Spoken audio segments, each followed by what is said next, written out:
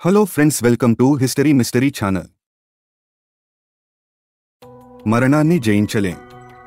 Michael Jackson జీవితమే ఉదాహరణ. పుట్టుక, చావు మాత్రమే నిజం. మధ్యలో ఉన్నదంతా ప్రయాణమే. మనం వెళ్ళిపోయాక జ్ఞాపకాలు కూడా మెల్లమెల్లగా కనుమరుగవుతాయి.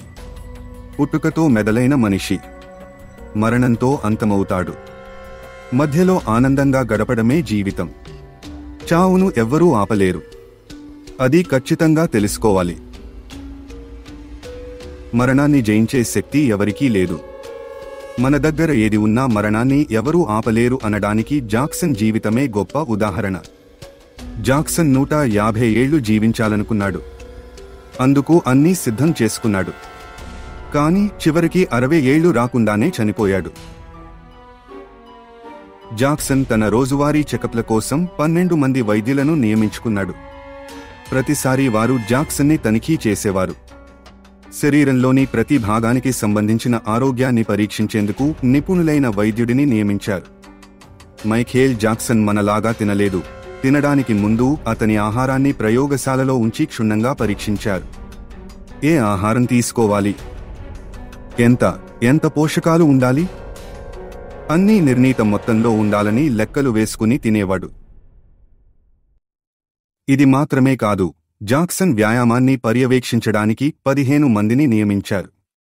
ప్రతిరోజూ జాక్సన్ ఆక్సిజన్ స్థాయిని తనిఖీ చేసేవారు.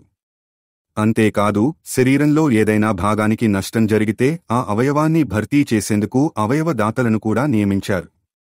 అతనికి రక్తం ఇచ్చేందుకు దాతలను కూడా ముందుగా బుక్ చేశారు. ఆ దాతల ఆరోగ్యానికి అన్ని ఏర్పాట్లు చేశారు. 150 ఏళ్లు బతకాలన్న జాక్సన్ అత్యాశే ఇందుకు కారణం. అంతా నా దగ్గరే ఉంది, కొంచెం ఆరోగ్య సమస్య వస్తే ట్రీట్మెంట్ ఇవ్వడానికి నా దగ్గర నిపుణుల బృందం ఉంది, శరీరానికి సంబంధించిన ఏదైనా అవయవ దానం చేయడానికి నా దగ్గర అన్ని ఏర్పాట్లు ఉన్నాయి, రోజూ హెల్త్ చెకప్లు ఉంటాయి అనుకున్నాడు మైఖేల్ జాక్సన్. నాకేమీ జరగదని అనుకున్నాడు. అందుకే ఇదంతా చేశాడు మైఖేల్ జాక్సన్. కాని 50 ఏళ్ల వయసులో చనిపోయాడు. జూన్ 25, 2009న జాక్సన్ గుండె పని చేయడం ఆగిపోయింది. 12 మంది నిపుణుల వైద్య బృందం గుండెను భర్తీ చేసేందుకు ప్రయత్నించారు. కాని మైఖేల్ జాక్సన్ ఈ ప్రపంచాన్ని వదిలిపెట్టాల్సి వచ్చింది. చావుకు సవాల్ విసరాలని భావించిన జాక్సన్ నోరు మెదపకుండా మృత్యువుకు లొంగిపోవాల్సి వచ్చింది.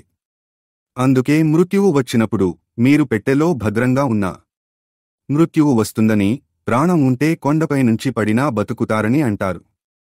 మనకున్న రోజులో ఉత్తమంగా జీవించడానికి ప్రయత్నించాలి. మనకోసం మనం సమయం ఇవ్వాలి, మంచి చేయాలి. అదే జీవితం. మరిన్ని ఇంట్రెస్టింగ్ విషయాల కోసం మా ఛానల్ని దయచేసి సబ్స్క్రైబ్ చేయండి. మీకు ఎటువంటి కంటెంట్ కావాలో దయచేసి కామెంట్ రూపంలో తెలియచేయండి.